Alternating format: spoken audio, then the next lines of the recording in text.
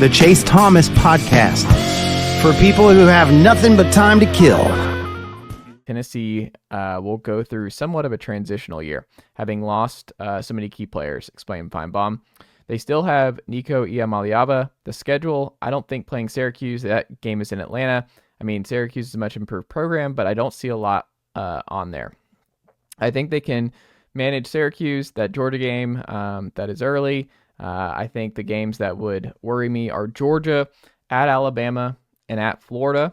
Other than that, I think Tennessee can handle that schedule pretty well. Here's what's interesting is I'm curious who thinks it's a transitional year, but I do think Tennessee is they're in a really weird spot in terms of like the reload versus the rebuild type deal, because it's not like you're in year 5. Like you can't really rebuild now. Like you can't tear it down. Like previously before the portal, like fans understood that like, okay, you lost a big graduating class. Like you're going to fall back a little bit. Like you've got some talented young guys, but you're going to have a dip here to kind of restart the process to get back for a lot of programs. Like, yeah, Alabama was a little bit different, but fans understood across the country that like when you have these special seasons with these upperclassmen, that before the portal, you're going to dip back a little bit closer to reality. You're going to drop some wins. Doesn't mean you're going to go 3-9 or 4-8, but you're going to drop a little bit.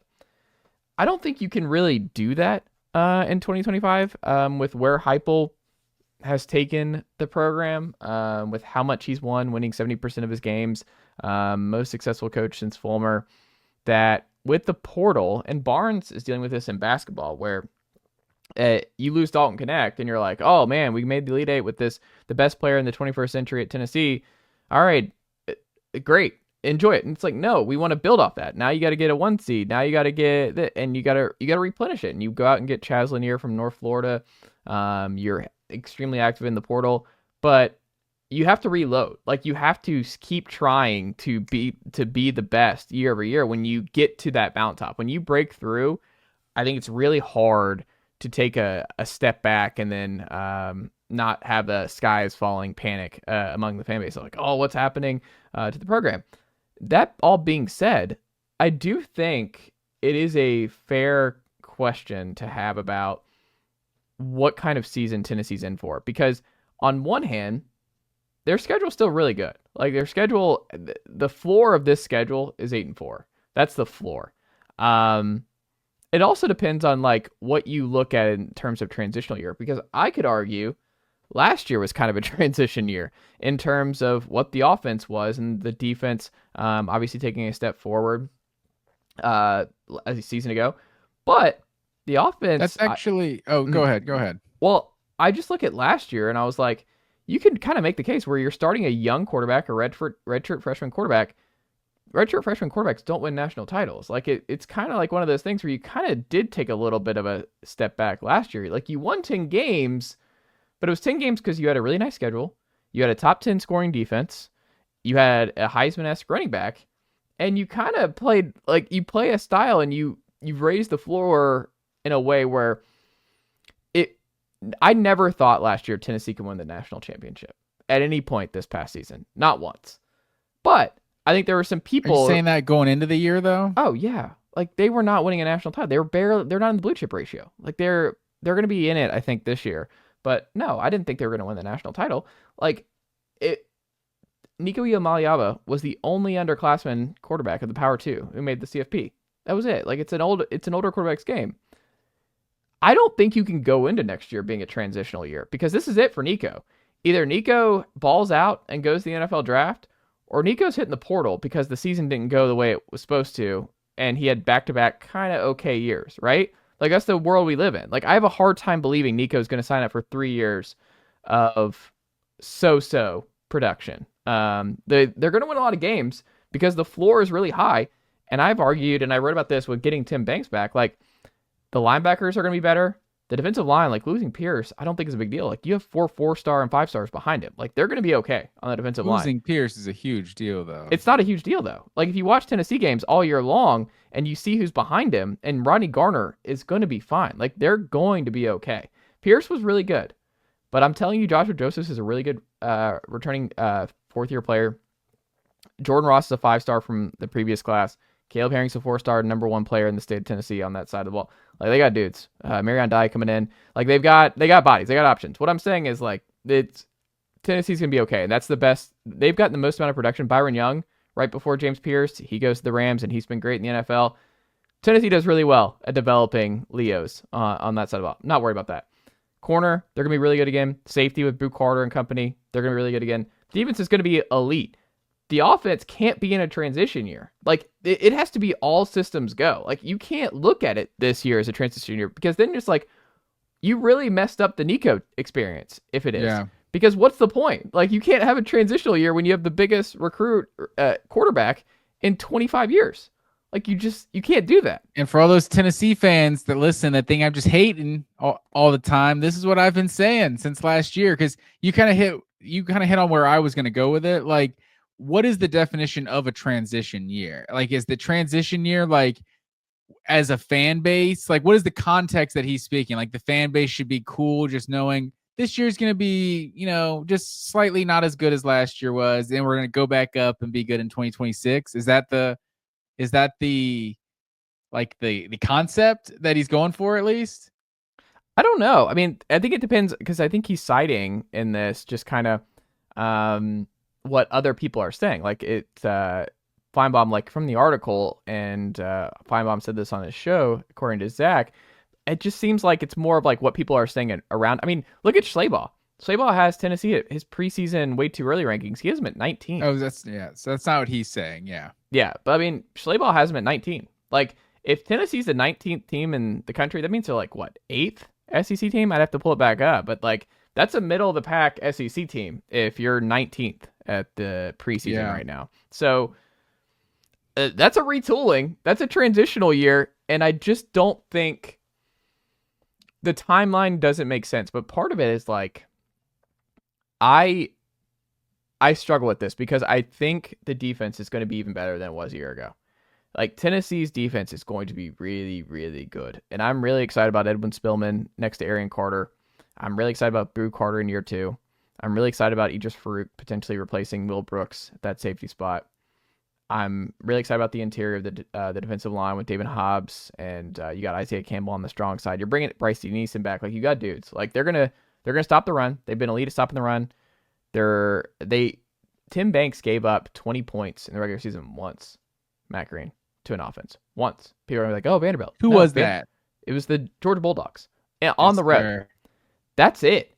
Like, that floor, when you have a defensive coordinator that had allowed 20 points or more once the entire season, and you're bringing most of your guys back, and you've recruited really well and developed really well on that side of the ball, it raises your floor so high. So I think they can, like, it's kind of one of those tricky things when you talk about transitional, because I think the defense just raises the bar so high that they're going to have an opportunity to not make it a transitional year.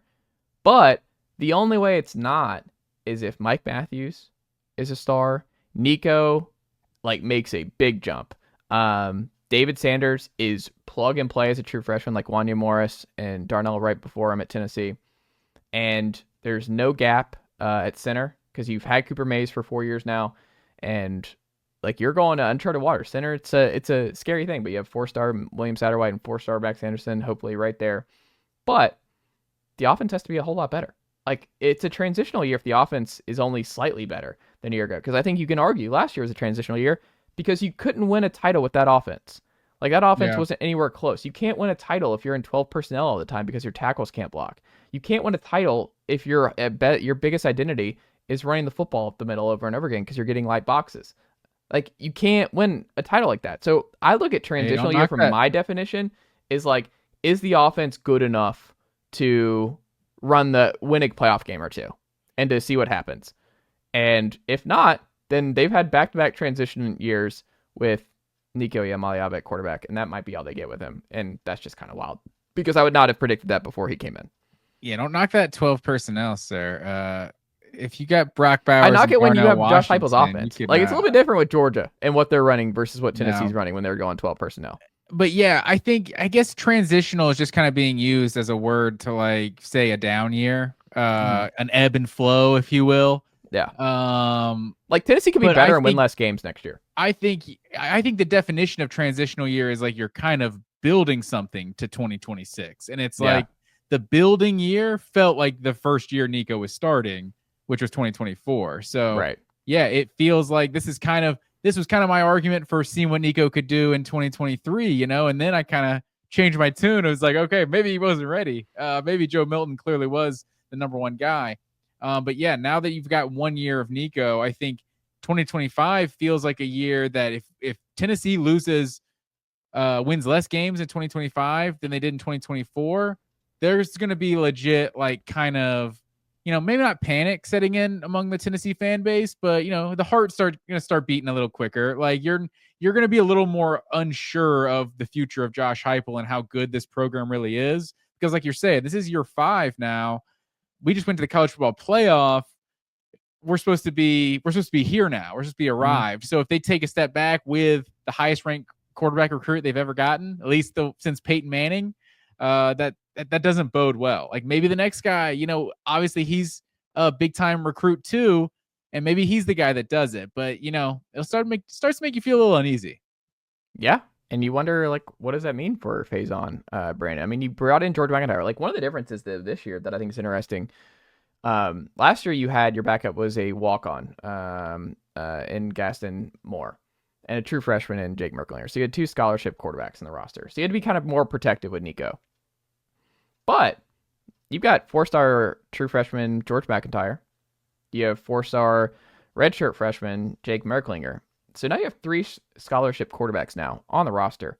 You got to open that thing up. Like Nico's got to run the ball. You can't play scared with Nico. You can't play like I don't know if we can't afford Nico to get banged up. Whatever.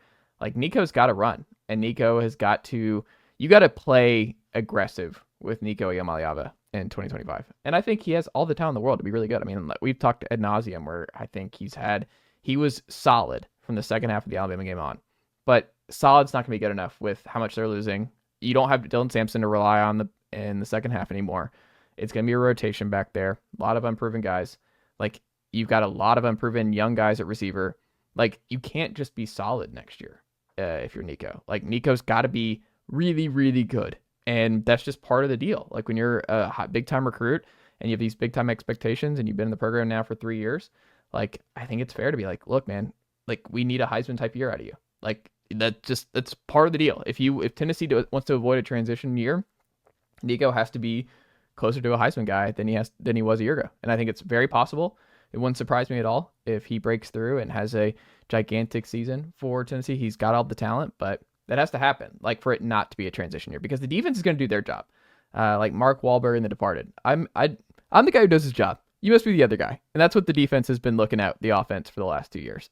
Because they've just, honestly, the last 4. Tim Banks has gotten better and better scoring defense. Was like 80, 90th or something in 2021, goes down to 33 in 2022, 20, I think it was like 23 or 22 in 24, in 23, and then top 10 in 24. So it's gotten better every single season. And I think this year they were leading. I think they're bringing a lot of talent back, and they're pretty loaded on that side of the ball. So the defense is going to do their job to avoid it. It's kind of wild, but it's going to be the offense and Josh Heupel and what the new wrinkles they have to make sure that you're not in 12 personnel and relying on a running back to survive in second half of big games. For sure. And this isn't the NFL. You know, that's why Ohio State going 10-2 felt as disappointing as it was. It's like you're not going to play 12 evenly matched teams in your schedule. So Tennessee has basically those kind of 3 games you circle, like Georgia. Not that all their other games were easy, but outside of Georgia, Alabama, and Florida, I don't know the big, like, super, like, there's not necessarily a potential ranked team in the conference outside of that, right? I mean, maybe Oklahoma's ranked or something.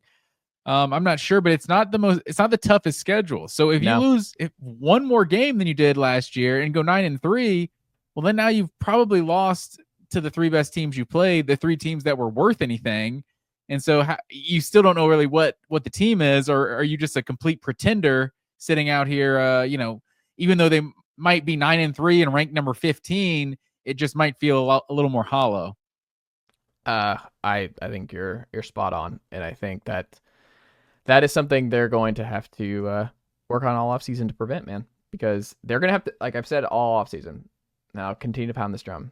The thing that makes 2025 so interesting for the Vols is Heupel, to get back to the playoff and to really break through, you have to win one of the 3 games you haven't won at this point. Doesn't mean he won't win any of the 3. It just, the reality is you either have to beat Georgia at home, and beat Georgia, you're 0 for 4 there.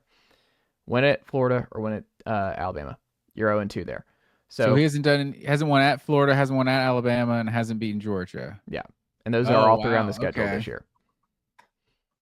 So you got to do one of the 3. Big. Yeah, you got to do one of the 3. It's doable, but you have to do one of the 3.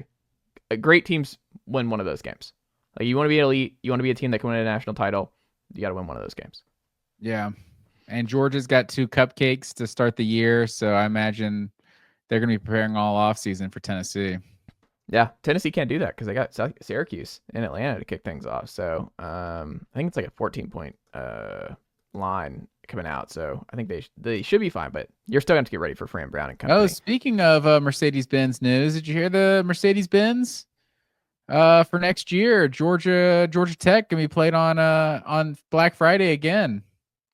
Yeah, that's they good. Just announced it a couple hours ago. Yeah. Is it during the day or at night? They haven't announced the game time, but hopefully it's at night. But yeah, it's gonna, because next year is the one at Mercedes-Benz, and they just announced it's gonna be Black Friday as well. So I'm here for it. That Black Friday game was a lot of fun last year. Why are we doing it? I mean, we know why we're doing it, money, but what are we doing? Why I'm with you. Bobby Dodd Stadium, great place to watch a college football game. Yes, it is, 100%. I'm all for disrespecting the Jackets, but credit where it's due. Great place to watch a soccer game as well. When Atlanta United was playing down there. Something else I want to throw out your way here, Matt Green. Soccer match, I guess that's what they would say on the pitch, Matt Green. USC. I thought this was wild. Like, Football Scoop does a great job. I love checking them out every day. They cover it all. Division 2, Division 3. Like, for the real football sickos, Football Scoop is fantastic. And this caught my eye because it's not like I'm in the weeds in terms of, okay, who are all the different teams' GMs, but it's a growing part of this sport. Like, Lombardi is now the GM of the North Carolina Tar Heels. Some programs have one, some programs don't. They all have director of player personnel. Like, they're all different verbiage, but there are GM types in a lot of these big time programs now with how much money is involved, the portal, everything else. But it's interesting that USC pulls Chad Bowden, who is the general manager for the Notre Dame Fighting Irish, who just went to the national title. And if you read the piece and read up on Chad Bowden, like, this is kind of a brutal loss for Notre Dame because of how... Nicely done, nephew. The Chase Thomas podcast. Hell yeah.